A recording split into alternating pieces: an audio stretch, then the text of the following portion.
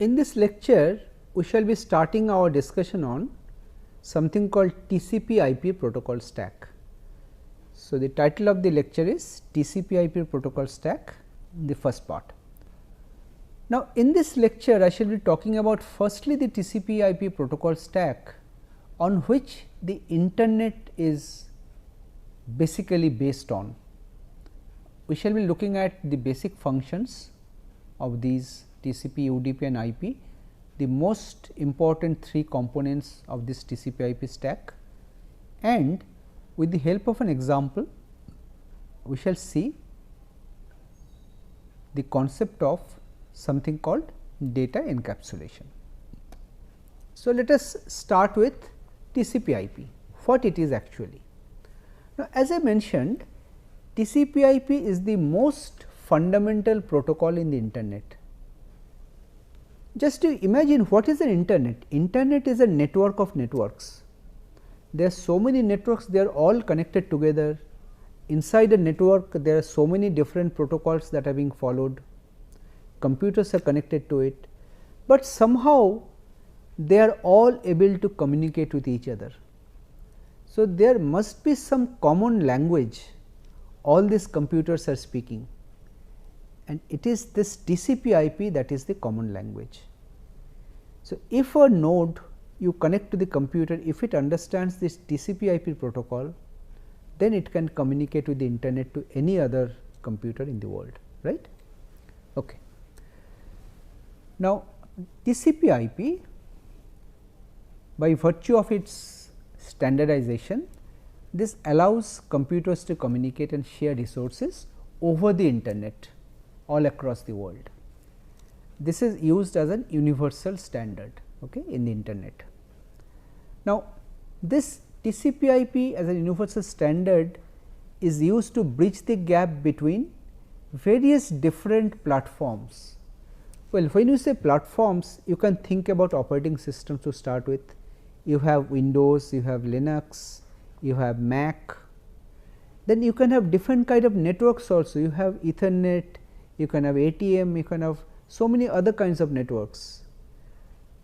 Talking about wide array networks, there are also so many standards are there. So, there are various alternatives and options available at every step.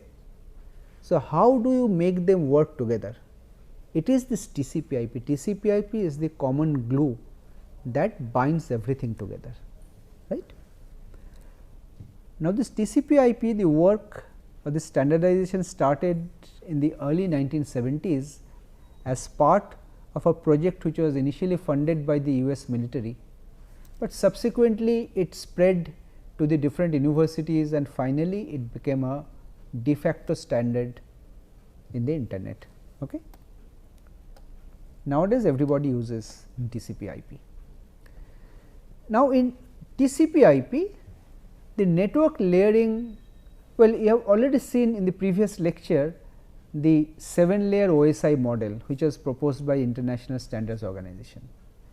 Now, for TCP/IP, there is a similar kind of layering which is followed, but it is somewhat simplified. It does not contain all the 7 layers. In fact, it uses a very much simplified 4-layer model. There are only 4 layers here. Okay. So, in contrast to the 7-layer OSI model, TCP/IP has only 4 layers. Let us try to see these layering side by side and try to make a comparison.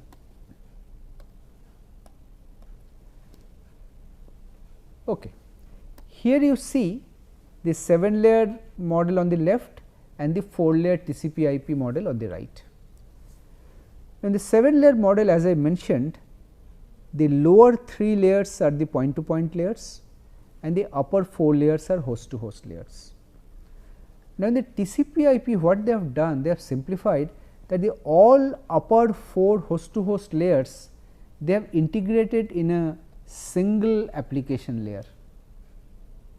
Okay.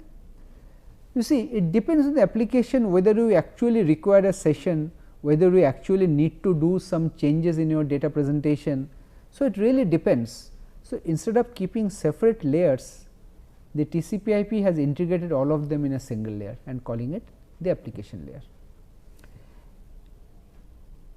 And this transport layer, this of course has a more or less correspondence with the transport layer here. This is a host to host layer, this is responsible for end to end message transfer. Network layer also has a correspondence. Network layer is mainly responsible for packet routing, delivery of packet across the internet, across the network. And again this data link and the physical layers, they are merged together and they are referred to as a single link. Sometimes this is referred to as a data link or a physical link, they are called differently. The point is that in a computer system, when you want to connect it to a network, there is some kind of a network card you want to use, network interface card, and the network interface card typically integrates both data link and the physical layers together. That is why in a simplified TCP/IP model, the two layers have been merged into a single layer. Okay. So, this is the simplified 4 layer version in TCP/IP. Now, in this 4 layer model, when you think of the data transmission, again it is somewhat simplified, as you can see here. This A is the sender, C is the receiver and B is an intermediate node. So, this A generates some data from some application, from application it goes down to the transport layer, from transport layer it goes down to the network layer to the data link layer, and to the data link layer it sends the data actually over the data link or the point to point link. Now, this intermediate node B receives the frame here, sends it up to the network layer takes a decision where to forward the packet next, and accordingly it sends it down to the data link layer of the outgoing link. This B may be having several outgoing links, there will be one data link corresponding to every outgoing link. So, it will be sending out to the data link corresponding to the correct outgoing link, and the frame will be going there, received, and it will be traversing the reverse direction and finally to some application in the destination C. Now, you can see this transport is an end to end layer or host to host layer, as if A and C are communicating directly. This intermediate node B is not visualized at this layer and also at the application layer. Okay. These are called end to end or host to host layers. Now, talking about the TCP/IP protocol suite, TCP/IP protocol suite is not a single protocol, but rather it is a family of protocols, a collection of protocols. That is why it is called a family of protocols, and these protocols are all based on datagram mode of data communication. They do not rely on virtual circuits, they rely on datagrams. So, all these things we have already discussed earlier. Datagrams are sent independently from one node to another as a sequence of datagrams, they are all independent, okay? And the same message can be broken up into several packets, and each of these packets or datagrams may follow different routes. So, may follow different routes. So, delay may be variable, the arrival order at destination may be different. This already we have discussed earlier. Okay. All right. Now, this is a diagram which shows some of the TCP/IP family members. There are more, in fact. So, the most important ones are shown here. So, in the lowest level, this is the data link layer. Sometimes it is called the data link and hardware layer. As I said, physical layer, different names. So, if you have an Ethernet connection, you will be using an Ethernet layer here. This will be an Ethernet network card that will constitute the lowest layer. This is your network layer, this is, here you have the network layer. Now at the network layer, the most important protocol is the internet protocol or IP. IP is the most important protocol that is responsible for routing of the packets, right. Now, in addition there are some other protocols, I will briefly talk about this after this, ICMP, IGMP, ARP, RARP, I will talk about this. They all work at the network layer level.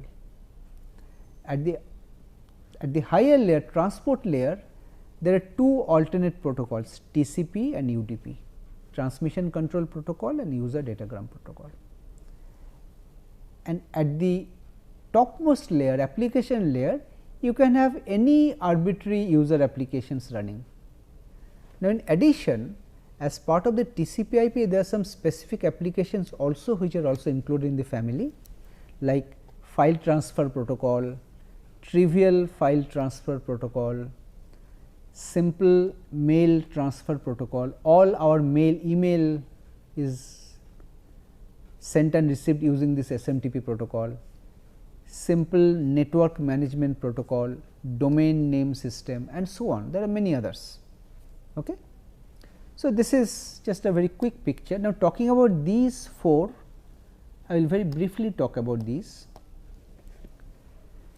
This address resolution protocol or ARP, this is basically used to convert the IP address. Well, each computer is having an IP address, will have an IP address. This IP address is converted to an hardware address which is called a MAC address. MAC address is referred to as a hardware address.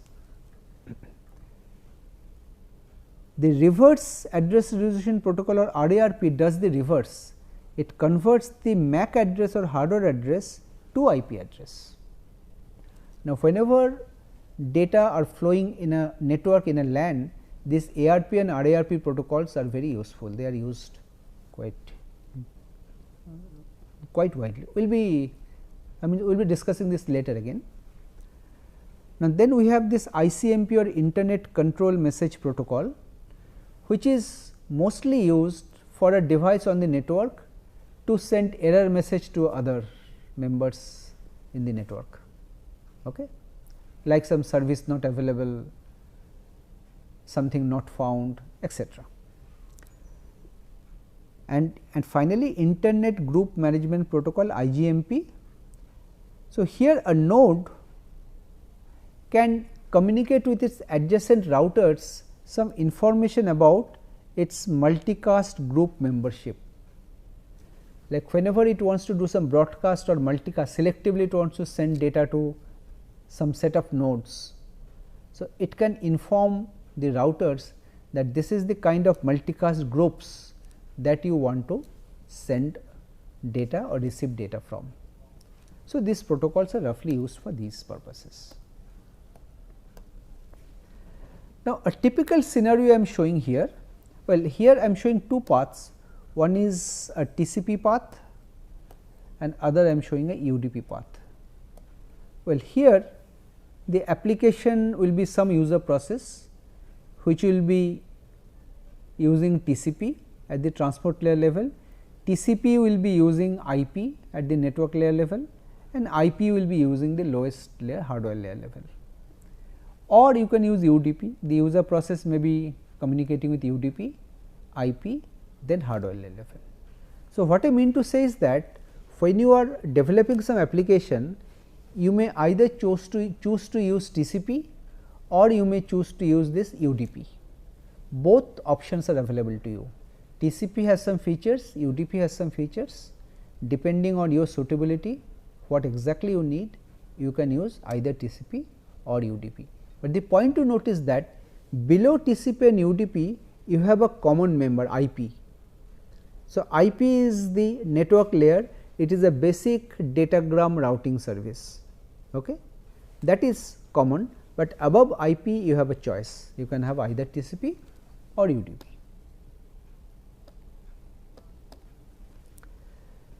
Now, very briefly let us look at the functionality. Well, what does IP do? Well, IP is responsible for routing of the packets or the datagrams. It transports datagrams or the packets from a source to a destination. This is called routing. So, it will decide which node to forward the packet next. That next node will again decide where to forward that packet next. This way the packet will finally reach the destination. So, the network layer or the IP layer in each of these nodes will be responsible for this routing or packet forwarding. This IP has an additional responsibility. Well, if it finds that a packet is large, too large, it may break a packet into smaller packets. This is called fragmentation. This we shall see. The point to note is that IP uses datagrams, and we mentioned earlier when you talked about datagrams is that datagram is an unreliable service. Unreliable in the sense that some datagrams might get lost, some duplicates might get generated, datagrams may be received out of order at the destination. So, such scenarios may happen. So means if you are using IP, you must be aware of these problems, that some packet may actually get lost. Okay? Fine. TCP understands that IP that is there below is not reliable. TCP tries to make the network connection reliable by taking some additional responsibility. How? That means TCP will explicitly check whether the data that is being sent is being correctly sent to the final destination, because the destination will be sending back an acknowledgement. So, the sender will know whether it was received correctly or not. If it sees that it was not received correctly, then the data will be transmitted again, so that some kind of reliability is maintained. So, essentially TCP tries to provide a connection oriented reliable service. Reliable service in this context, if some packet gets lost, it will get retransmitted. Connection oriented in the sense that the application running on the receiving end will have an illusion that, well, as if I have some kind of a connection oriented connection, some kind of a virtual circuit or some kind of circuit switching is going on. Data is coming and the data is being received in the same order. But as I said, IP does not guarantee that. IP may receive the packets out of order. So, now it will be the responsibility of the TCP layer to order the packets in the correct order and then forward it to the application. So, that the application will feel that, well, everything is fine, the packets are coming in the same order, but it is TCP which is ensuring that. Okay. So, TCP will be splitting a message into packets, reassembling the packets at destination, and if some packets were lost, as I said, it will be resending. So, all these services are done by TCP. And for actual data transmission, means it interfaces with IP in the way that each packet it sends it to IP for delivery, and IP will be using its own rules and its own routing tables to transmit and receive the packets. And if there are some errors happening, well, IP will not handle any errors, it will be handled by TCP. TCP will check that whether all the packets are arriving correctly or not, and if some packets are missing, it will be requesting the sender to send it again. Okay? Something like this is happening. Now, UDP is a simpler version of TCP, which is basically quite similar to what IP is, just a little thing extra is there beyond IP. You see, UDP does not provide any kind of reliable connection. So, what UDP says is that it provides a connectionless, just like a datagram, unreliable, just like a datagram, for sending datagram. That means, you can say UDP and IP are very similar. It just provides a transport layer interface to directly interface with IP. It does not provide any reliability like TCP. It does not order the packets like what is done by TCP. It simply receives the packet as it comes. There are some applications where even if some packets get lost, you do not care. Like periodically, some network equipments are sending some status information to a central server, that well, I am good, or what is the status. Well, even if one or two packets get lost in between, it does not matter, because anyway the next packet will be coming again very soon. So, I will know about the status. So, there are some applications where reliability of communication is not important, and we can use UDP, because UDP is much simpler to use, the packet format is simpler, and it is also faster. We shall see later that how the packet formats look like, right. So, UDP is simpler, because it is simpler, that is why it is faster. You see, as I told you, with each data some headers get added up. For UDP the header is small, for TCP the header is much bigger. That is one way you can understand why it is faster. Okay. And it does not care about error control. If there is an error, let it be. Some packets are lost, fine. So, it does not care about it. All right, fine. Okay. Now, the point to note is that in this TCP IP, this simplified these 3 layers, there are several addresses which are coming into play. At the lowest layer, hardware layer, well, most commonly we see something called Ethernet networks, that is there at the physical layer level in our local area networks. So, at the lowest layer, this is the most common kind of network we encounter. It is called Ethernet.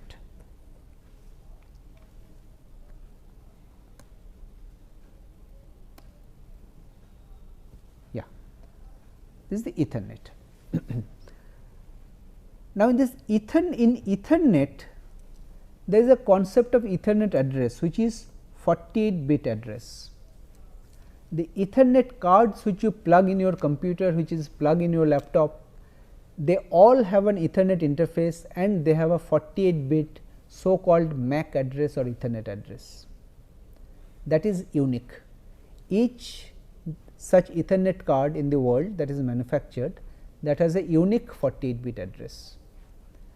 At the network layer level, at the IP, you talk about something called IP address or Internet Protocol address, that is a 32-bit address that identifies a supposedly unique address of a network interface. Whenever you connect a computer to a network, that network interface will be having an IP address associated with it, and that IP address also is supposed to be unique, but that is a 32-bit address. And at the transport layer level, you see there are so many applications or user processes which are using the network.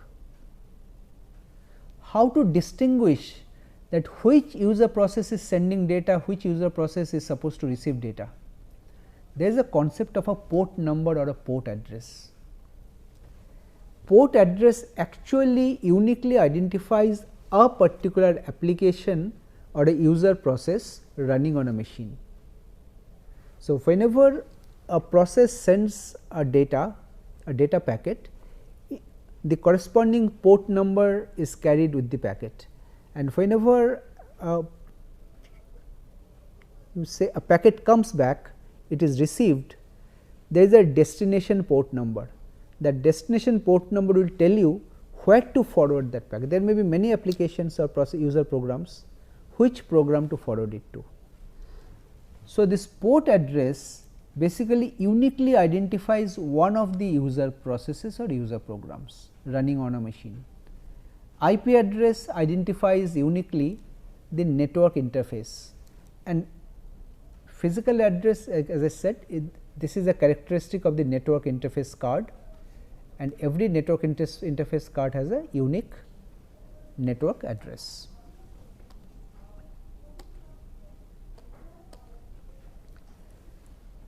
Well, there is a concept called encapsulation. Let me briefly talk about it with the help of an example. You see, you have seen the network protocol stack. So, in the network protocol stack, data flows in one direction, and the receiving end it will flow in the reverse direction.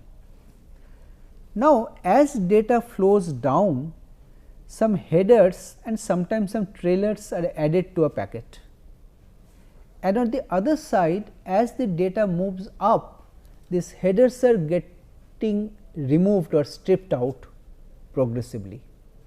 Okay. So, here I will take an example of a very simple application, TFTP. TFTP is a file transfer application, it stands for Trivial File Transfer Protocol.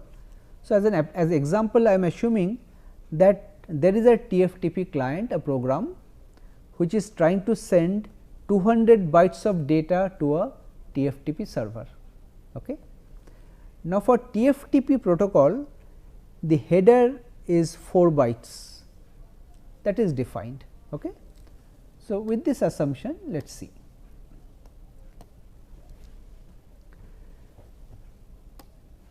This is the data which you want to send, this is 200 bytes, this is 200 bytes. So, when it goes to the TFTP application, so TFTP application appends a header, this is a header of TFTP which is 4 bytes. This is the data which TFTP application generates, it sends it down to the transport layer, to UDP. TFTP uses UDP, does not use TCP, okay? That is why it comes to UDP layer. Now, UDP header is 8 bytes, this we shall see later. So, at the UDP layer an 8 bit of header gets added, then it comes to the IP layer. For IP layer 20 bytes of header gets added, and at the lowest level it is the Ethernet.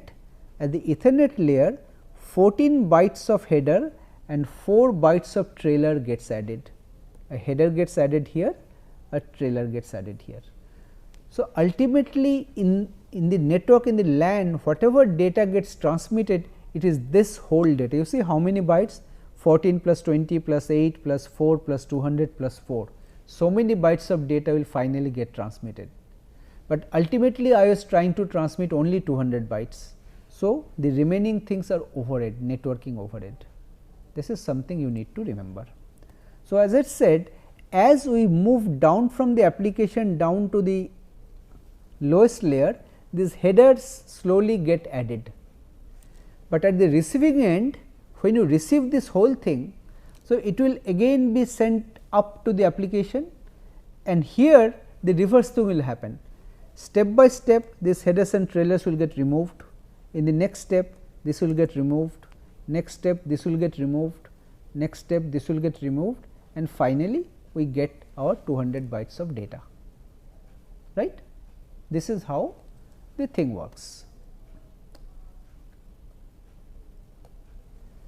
So, with this we come to the end of this lecture. So, here we had talked about some aspects of the TCP/IP protocol. We shall be continuing with our discussion on TCP/IP protocol in our next lecture as well. Thank you.